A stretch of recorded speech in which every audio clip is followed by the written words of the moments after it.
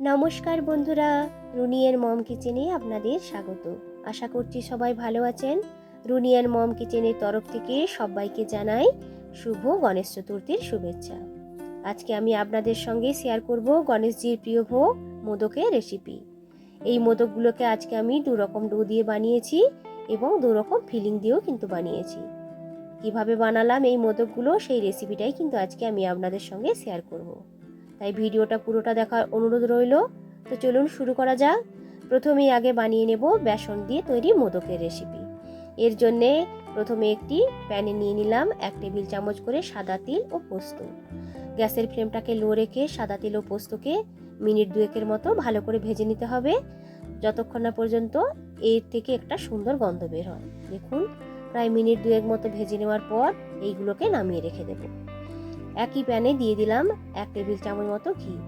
ঘিটা যখন খুব ভালোভাবে গরম হয়ে আসবে, এতে অ্যাড করে দেব কেটে রাখা ড্রাই ফ্রুটস। আপনারা আপনাদের পছন্দ মতো কিন্তু ড্রাই ফ্রুটস এখানে ব্যবহার করতে পারেন। আমি এখানে নিয়েছি কাজু, কিশমিশ ও সামান্য একটু আলমন্ড। এরপর এতে দিয়ে দিলাম কিছু নারকেল। ভালো করে নারকেলটাকে ভেজে নেব, যাতে নারকেলের ভেতরে যে ময়েশ্চারটা সেটা শুকনো হয়ে যায়। এরপর এতে দিয়ে দিলাম 2 টেবিল চামচ মতো গুড়। স্টাফিংটাকে কিন্তু খুব মিষ্টি বানাবো না, কারণ যেহেতু আমাদের ডোটা একটু মিষ্টি তৈরি হবে, তাই স্টাফিংটাকে একটু কম মিষ্টি কিন্তু রাখবো। এরপর সমস্ত কিছু ভালো করে ভেজে নেওয়ার পর ওপর থেকে দিয়ে রাখলাম রোস্ট করে রাখা তিল ও পোস্ত ও সামান্য একটু এলাচের গুঁড়ো। সমস্ত কিছু ভালো করে মিক্সড করে নিয়ে একটু ভেজে নিলেই কিন্তু এই ভেতরে দেওয়া স্টাফিংটা তৈরি হয়ে যাবে। এই বেসনের ডোটা তৈরি করার জন্য প্রথমে দিয়ে দিলাম 1 কাপ মতো বেসন। গ্যাসের ফ্লেমটাকে লো রেখে বেসনটা দিয়ে ভালো করে 2 মিনিটের মতো একটু ড্রাই রোস্ট করে নেব। দেখুন, 2 মিনিট মতো ড্রাই রোস্ট করে নিয়েছি।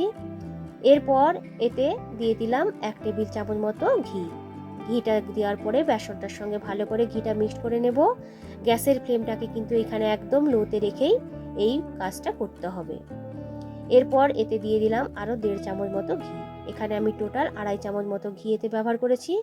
আপনারা দেখতে পাবেন আস্তে আস্তে করে কিন্তু এই বেসনের কালারটা চেঞ্জ হতে থাকবে, হালকা গোল্ডেন কালারের হতে থাকবে।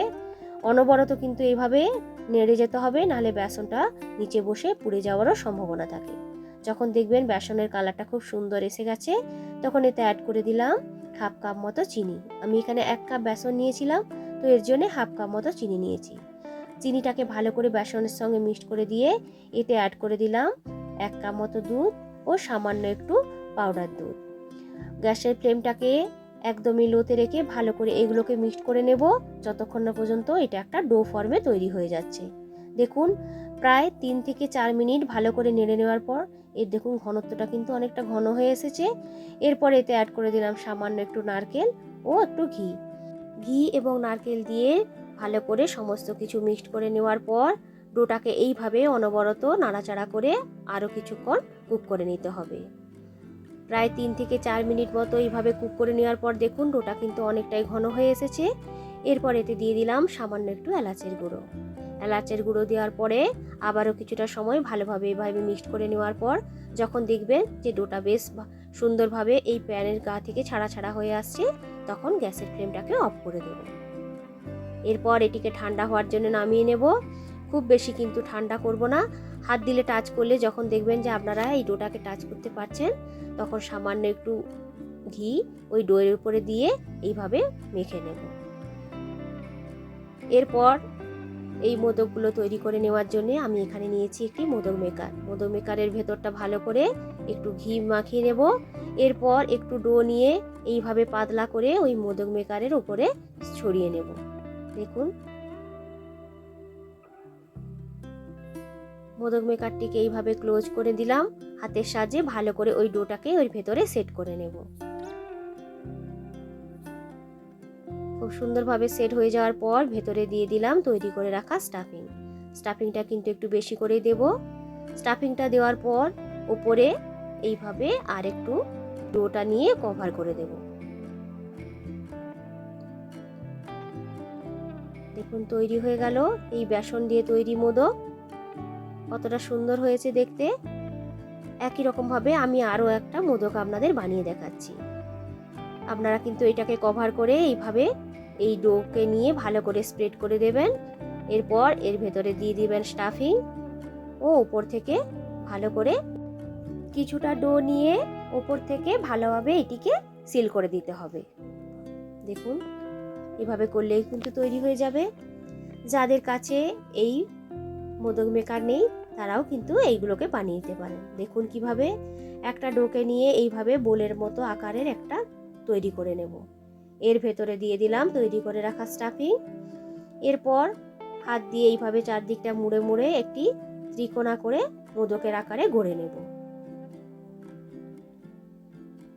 একটু ডিজাইন কাঁটা চামচ দিয়ে এইভাবে একটু ডিজাইন করে নিলেই কিন্তু তৈরি হয়ে যাবে এই মোদকগুলো।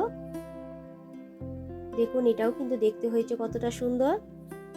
তো দেখুন বন্ধুরা, তৈরি হয়ে গেল বেসনের তৈরি মোদকের এই রেসিপি। তো কেমন হয়েছে আমাকে কিন্তু অবশ্যই জানাবেন। এরপর তৈরি করে নেব রাইস পাউডারের মোদকের রেসিপি। প্রথমে আগে পুরটা তৈরি করে নেব। তো এর জন্য একটি প্যানে দিয়ে দিলাম 1 টেবিল চামচ মতো ঘি। ঘিটা যখন গরম হয়ে আসবে তখন অ্যাড করে দিলাম 1 বাটি মতো নারকেল। নারকেলটাকে হালকা আঁচে 2 থেকে 3 মিনিটের মতো ভালো করে ভেজে নিতে হবে, যাতে এর ভেতরে কোনো রকম ময়েশ্চার না থাকে। দেখুন 2 থেকে 3 মিনিট মতো ভেজে নেওয়ার পর নারকেলটা কিন্তু অনেকটা শুকনো শুকনো হয়ে এসেছে। এরপর এতে দিয়ে দিলাম একই বাটি মেপে হাফ বাটি মতো গুড়। ভালো করে গুড়ের সঙ্গে নারকেলটাকে মিক্সড করে নিতে হবে। দেখুন গুড়ের সঙ্গে নারকেলটা কিন্তু খুব সুন্দরভাবে মিক্সড হয়ে গেছে। এরপর এতে দিয়ে দিলাম সামান্য একটু এলাচের গুঁড়ো। এলাচের গুঁড়োটা দেওয়ার পরও কিছুটা সময় ভালো করে মিক্স করে নেব। এরপর নামানোর আগে উপর থেকে দিয়ে দিলাম একটু জায়ফলের গুঁড়ো। এই জায়ফলের গুঁড়ো দিলে কিন্তু এর গন্ধটা খুব সুন্দর আসে। সমস্ত কিছু দিয়ে ভালো করে মিক্সড করে নিলেই কিন্তু তৈরি হয়ে যাবে এর ভেতরে দেওয়া স্টাফিং। এই স্টাফিংটাকে নিচে রেখে দেব ঠান্ডা হওয়ার জন্য। গরম স্টাফিং দিয়ে মোদকগুলো কিন্তু বানাবেন না, তাহলে মোদকের উপরের যে লেয়ারটা সেটা ফেটে যাওয়ার সম্ভাবনা থাকে। এই রাইস পাউডারের ডোটা বানানোর জন্য একটি প্যানে নিয়ে নিলাম 1 কাপ মতো জল। এর সঙ্গে অ্যাড করে দিলাম সামান্য একটু নুন ও 1 টেবিল চামচ মতো ঘি। জলটা যখন খুব ভালোভাবে গরম হয়ে আসবে তখন এতে অ্যাড করে দেব 1 কাপ মতো চালের গুঁড়ো।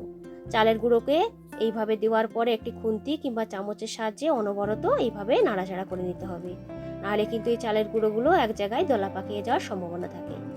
এরপর 10 মিনিটের মতো ঢেকে রেখে দেব। গ্যাসটাকে কিন্তু এই সময় অফ করে দেব, এইভাবেই কিন্তু এটা সিদ্ধ হয়ে যাবে। দেখুন এরপর এটিকে নামিয়ে ঠান্ডা হওয়ার জন্য রেখে দেব একটি বড় ঢালার উপরে।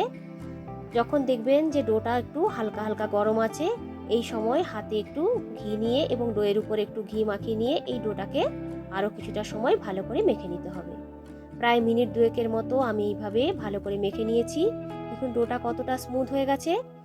এরপর এই ডোটাকে একটি ভিজে কাপড় দিয়ে ঢেকে রেখে দেব। এই মোদকগুলো বানিয়ে নেওয়ার জন্য মোদক মেকারটাকে ভালো করে তেল বা ঘি দিয়ে গ্রিজ করে নিতে হবে।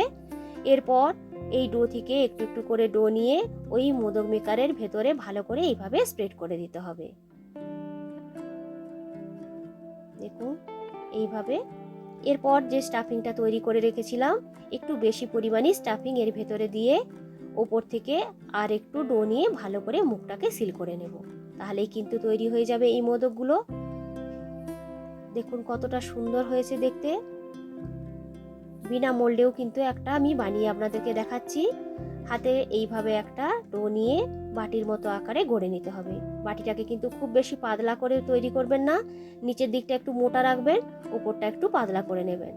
ভেতরে দিয়ে দিতে হবে একটু স্টাফিং। তারপর এইভাবে মুড়ে মুড়ে ভালো করে মুখটাকে সিল করে নিতে হবে। হাতের সাহায্যে এইভাবে একটি ত্রিভুজের মতো বানিয়ে নিয়ে গোল করে নিলেই কিন্তু তৈরি হয়ে যাবে। কাঁটা চামচের সাহায্যে একটু সামান্য ডিজাইন করে নেব।